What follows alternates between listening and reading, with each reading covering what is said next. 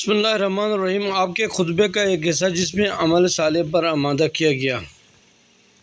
خدا رحمت نازل کرے اس بندے پر جو کسی حکمت کو سنے تو محفوظ کر لے، اور اسے کسی ہدایت کی دعوت دی جائے تو اس سے قریب تر ہو جائے، اور کسی رہنما وابستہ ہو جائے تو رہنما سے وابستہ ہو جائے تو نجات حاصل کر لے۔ اپنے پروردگار کو ہر وقت نظر میں رکھے اور گناہوں سے ڈرتا رہے، خالص اعمال کو آگے بڑھائے اور نیک عمل کرتا رہے، قابل ذخیرہ ثواب حاصل کرے، قابل پرہیز چیزوں سے اجتناب کرے، مقصد کو نگاہوں میں رکھے، اجر سمیٹ لے، خواہشات پر غالب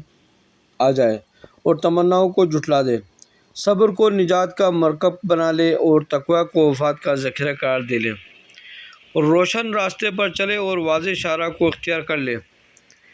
مہلت حیات کو غنیمت قرار دے اور موت کی طرف خود سبقت کر لے، اور عمل کا زاد راہ لے کر آگے بڑھے۔